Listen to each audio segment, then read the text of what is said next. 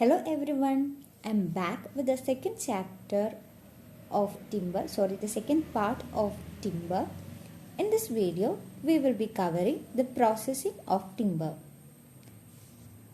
Let's see about the processing of timber. Processing of timber. It is involved with certain steps. First is felling of the tree. Then seasoning of these trees. Then conversion of the trees or the wood into usable timber forms. Last one is preservation of the timber from decay. Let's see them one by one. The first is felling of the trees. The process of cutting down or knocking down the tree in order to obtain the timber from it is termed as felling of tree. Cutting of the tree must be done when it has attained a sufficient maturity.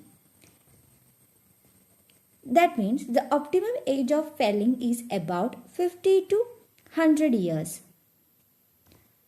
Cutting of tree must be avoided in autumn and spring because in autumn and spring it has a vigorous sap motion in it. In hilly areas, the best time for felling a tree is summer. In plain areas, the best time for felling a tree is winter. In plain areas, during the summer, if you are cutting a tree, the water gets evaporated and its volume change will be so large. So avoid cutting trees in plain areas during summer season. Next is seasoning of timber. A newly felled tree almost consists more than 80% of water in it. Hence, cannot be put into service directly. So, it has to be dried to an optimum level of moisture content. This process is called as seasoning. Seasoning is covered in IS code 1141. So, after seasoning, the strength and the durability of the timber increases. Water in the timber is either present in the form of sap or in the form of moisture. It is comparatively easy to remove the moisture than the sap. Water in the timber may either present in their cell walls or in their cell cavities. When seasoning of the timber is done, it is the cavity water which is lost first, then followed by the water in the walls. The stage of seasoning when the entire cavity water is lost but the cell water is intact, it is termed as the fiber saturation point. After this point, the shrinkage of the timber will take place. So, it is to be noted that the timber should be seasoned till their fiber saturation point. Next is, seasoning can be done either naturally or artificially. Natural seasoning is avoided as the time required is more in the natural seasoning, and also we cannot regulate the rate of evaporation. So in such cases, natural seasoning is to be avoided. Natural seasoning takes about 4 to 6 months, that is 120 to 180 days. It's an important question. It reduces the moisture content to an optimum, that is 10 to 20. In the last video, we have seen the recommended values of the timber for the moisture content to be used as different structures in our building. So, the natural seasoning takes more time, that is 4 to 6 months. Coming to artificial seasoning, it takes about 15 to 20 days. Artificial seasoning can be done in many ways. First is by boiling or by electrical seasoning, by water seasoning or chemical seasoning or clean seasoning as we have done in bricks. Let's see them one by one. First is the boiling. It is one of the quickest method available for the seasoning of timber, which the timber section is immersed in the boiled water for about 2 to 3 hours, after which it is dried naturally. But the problem is, it reduces the strength and plasticity of the timber. If we are doing it by boiling, then rather than by natural seasoning method, we can reduce the seasoning time to about 2 to 3 months. If we are going for natural seasoning, it is about 4 to 5 months. But if we are doing boiling and then going for natural drying process, it may take only up to 2 to 3 months. Still it is more. Next type of seasoning is electrical seasoning. It is the quickest method available to carry out the seasoning of timber, in which it is subjected to high frequency alternating current. As the timber is a bad conductor of electricity, it offers resistance to the flow of electricity, due to which heat is produced in the timber, which comes out to be drying of the timber. So electrical seasoning is the most rapid method of seasoning available. It is done by subjecting the timber to high frequency alternating current. Next is clean seasoning. This is a type of commercially used seasoning method. The timber section is placed in an airtight chamber and fully saturated sample of air at a temperature of about 35 to 38 degrees Celsius is forced into it, and it is allowed to circulate around the timber section, which increases its temperature but do not permit vaporization. The humidity of the air then decreased gradually and the temperature is increased, which causes a uniform seasoning of the timber section. And it is one of the best method because it causes very less damage to the timber. It will causes very less twisting. One of the best method, commercial method, patented method available for clean seasoning is McNeil's process. So clean seasoning is important because it gives a uniform seasoning. Next method is water seasoning. In this method, the timber section is immersed in flowing water such that the large phase is placed on the upstream side and the smaller is placed on the downstream side, due to which a turbulence is developed in the water which removes the sap. It takes about 2 to 4 weeks. After this process, it is subjected to natural drying process that reduces the seasoning period to about 3 to 4 months.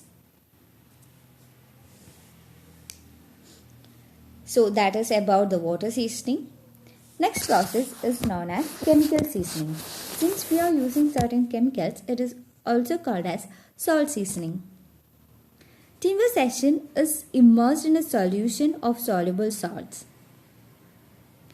that increases the rate of evaporation. Example of such salts are zinc chloride and mercury chloride.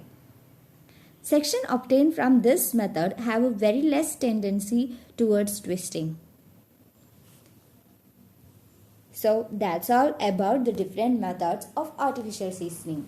So in the artificial seasoning, we have seen the boiling process, electrical seasoning, clean seasoning, water seasoning and chemical seasoning. So in this video we were discussing about the processing of timber. First one we have discussed on felling of trees. Second is about the seasoning of timber. Third one that we are going to discuss is about the conversion of timber into some commercial items. Next, let's see the process of conversion of timber. There are different methods of cutting of timber or the sawing process. First one is ordinary sawing, or it is also called as flat sawing. Next is quarter sawing. Next is tangential sawing. And the last one is radial or rift sawing. Let's see them one by one. First is ordinary sawing. In the ordinary sawing method, here is a timber section. Let's imagine these are the annual rings. And we have the medullary rays here. In this, the cutting will be like giving just some parallel cuts throughout the length of the log, like this. The timber is cut by some parallel cuts. This is called as ordinary sawing or the flat sawing. It is one of the quickest, cheapest and easiest method available for conversion. The section obtained from this method is liable to twist and warp due to the unequal shrinkage in the sapwood and the hardwood. That is a problem with this particular type of sawing. Coming to the next sawing, it is a quarter sawing. In this sawing, the saw cuts are made right angle to each other. If this is our timber section, and the cuts are made right angles to each other like this. So we will obtain sections like this. We can see in the figure. So in this method, the saw cuts are made right angles to each other. This is suitable when the timber have indistinct medullary rays. But the problem is that these types of section will be liable to bend in their transverse direction. So after we will cut like this, we will get this type of sections. This is a section obtained by quarter sawing. Let's see the next type of sawing, that is tangential sawing. In this, the saw cuts are made tangential to the annular rings. These are the annular rings. These are the medullary rays. The cuts are made tangential to the annular rings like this. Like this, we will be cutting the section.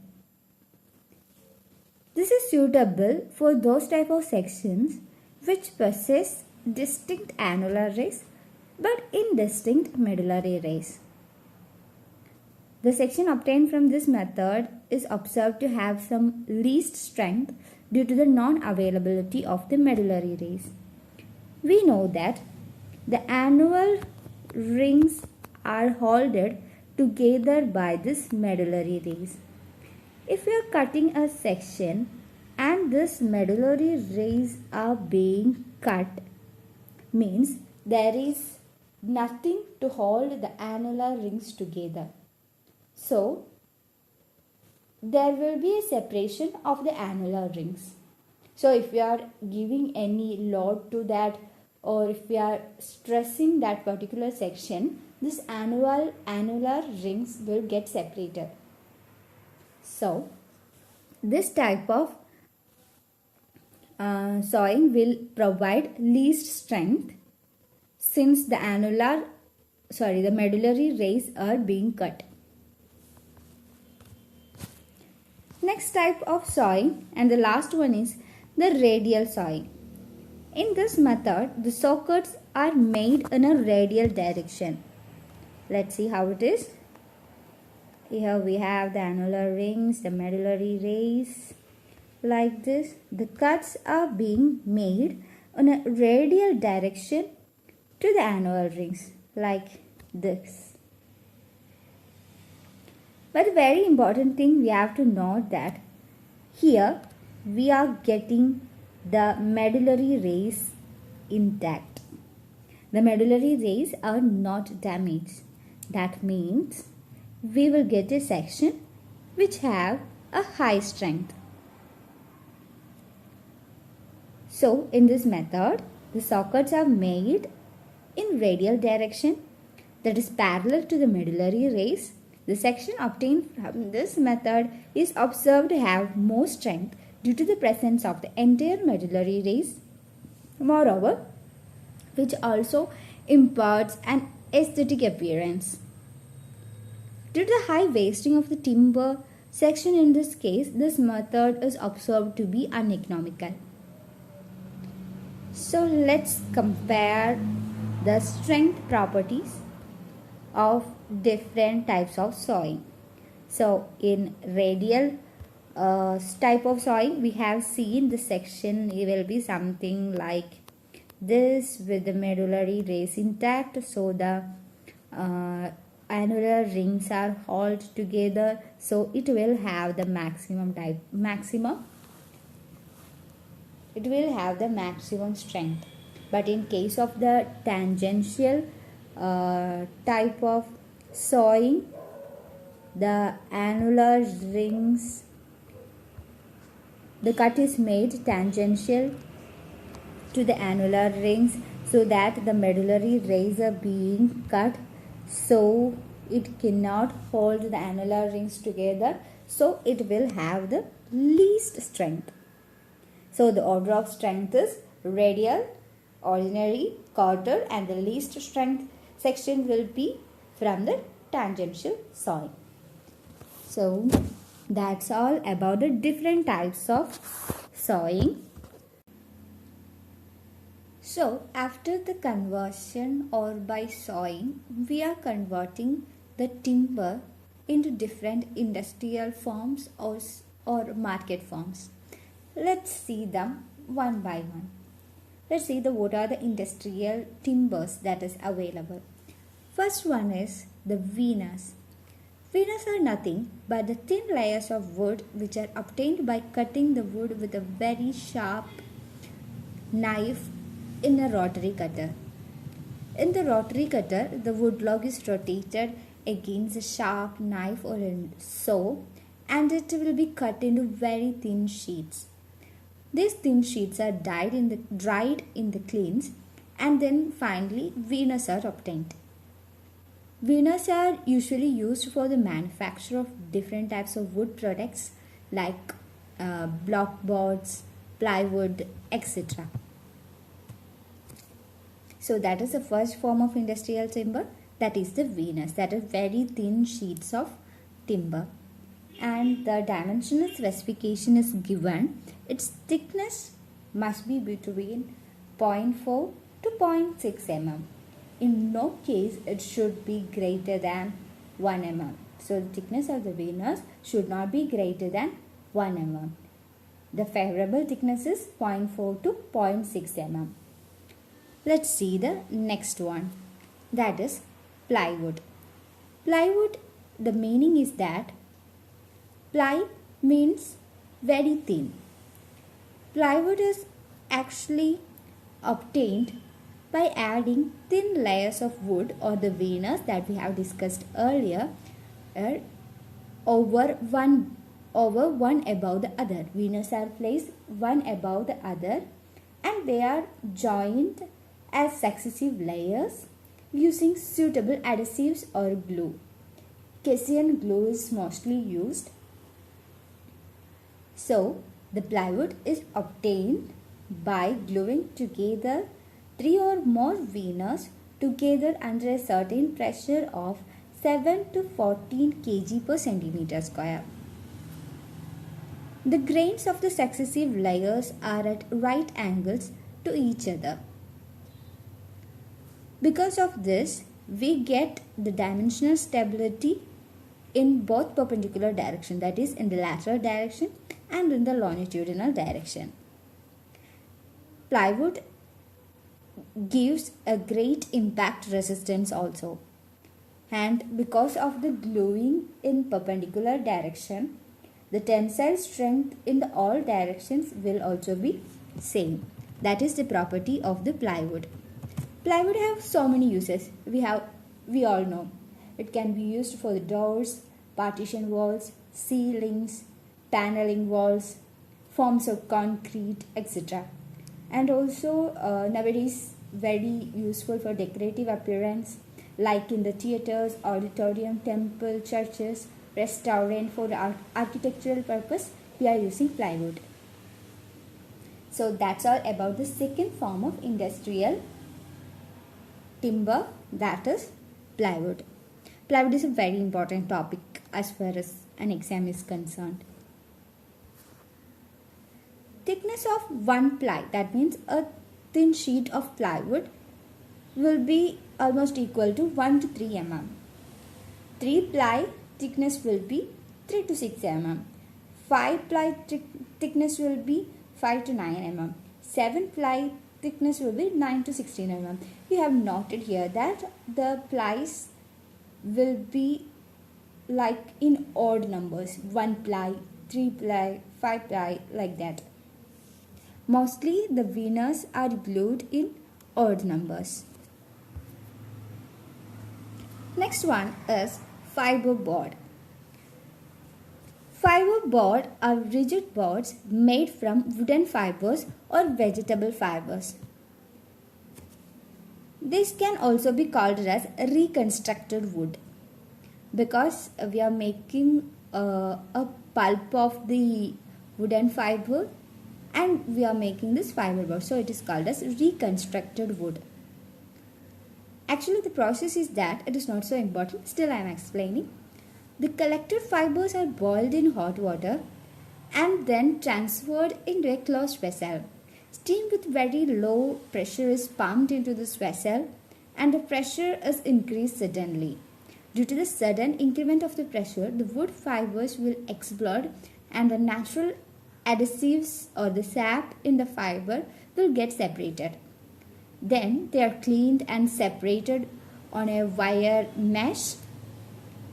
This matter is then pressed between steel plates and thus the fiber boards are formed.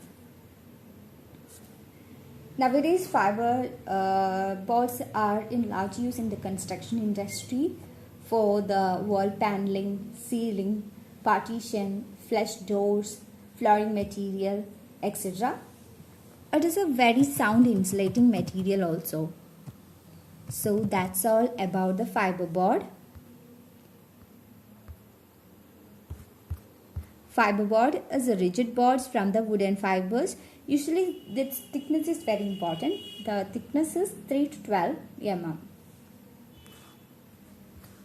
Next is imperk timber.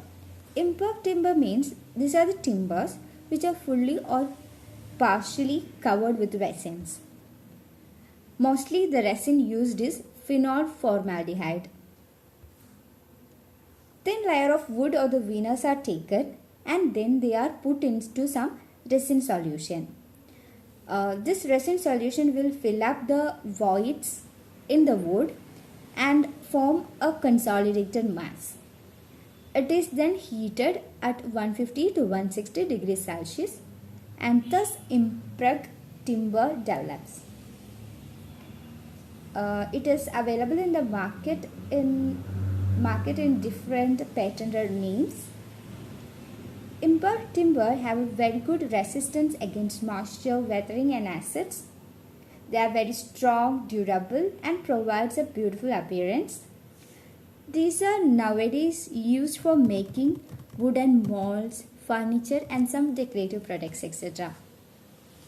That is the fourth type of industrial timber, that is imperk timber. Next is compressed timber. It is very similar to imperk timber in case of their manufacture, but the difference is that instead of using the temperature to cure the timber, here we are using certain pressure conditions.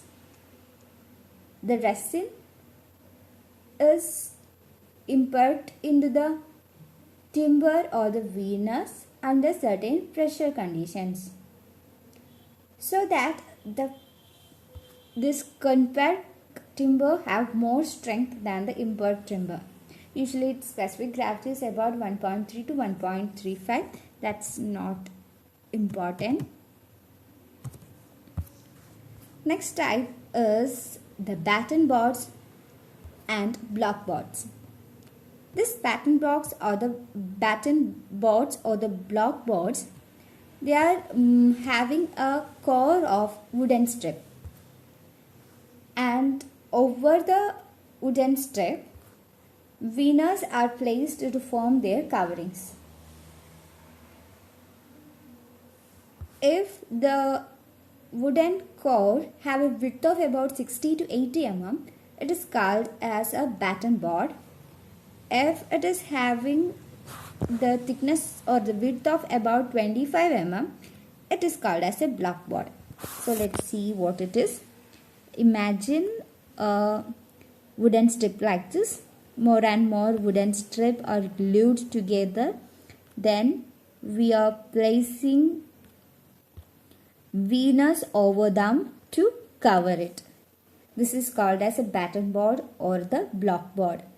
If they are having a width of about 60 to 80 mm, it is called as a batten board. And if this width is less, that is about 25 mm, it is called as a block board. So this is about the batten board and the block board.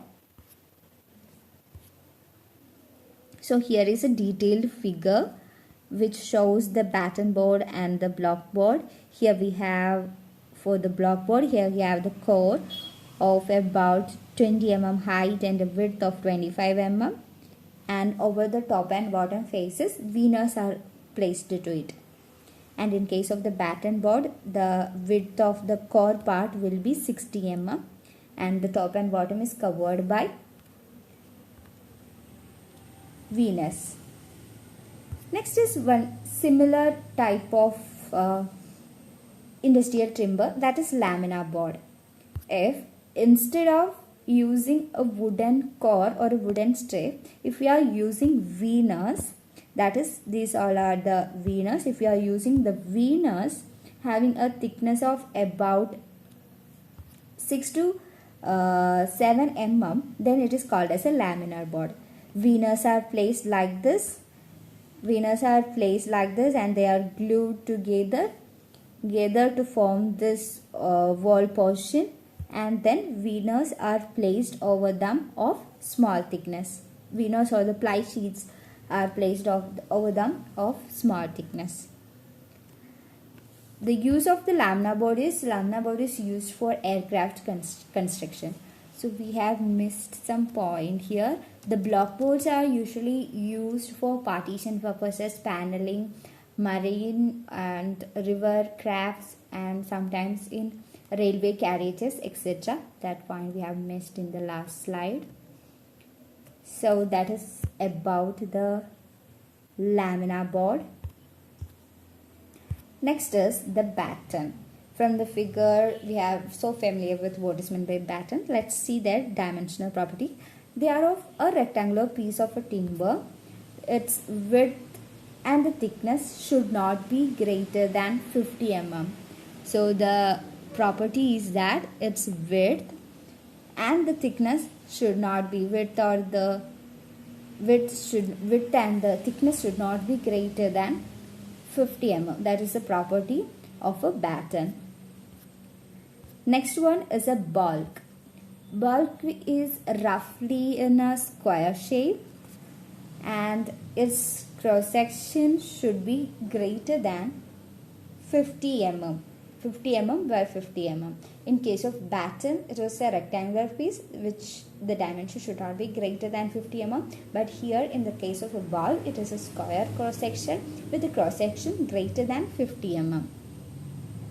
Here it is shown the figure.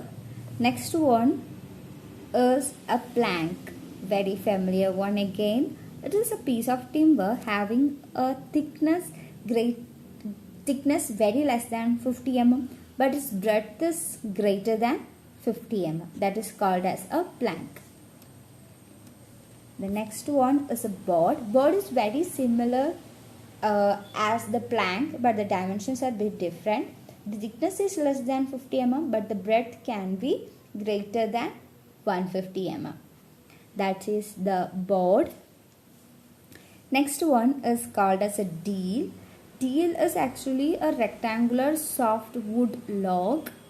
Its thickness lies between 50 to 100 mm, but in no way its breadth should be greater than 230 mm. In some textbook it is given as 250 mm. Anyway, its breadth should not be greater than 230 to 250 mm.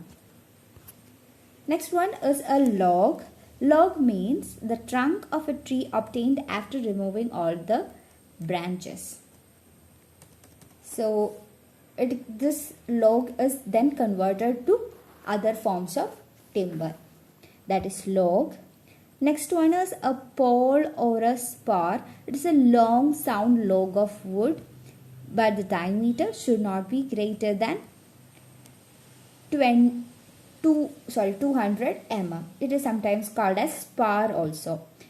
These are used in early days as electricity poles. Nowadays they are using concrete material, but in all days they have used this wooden poles.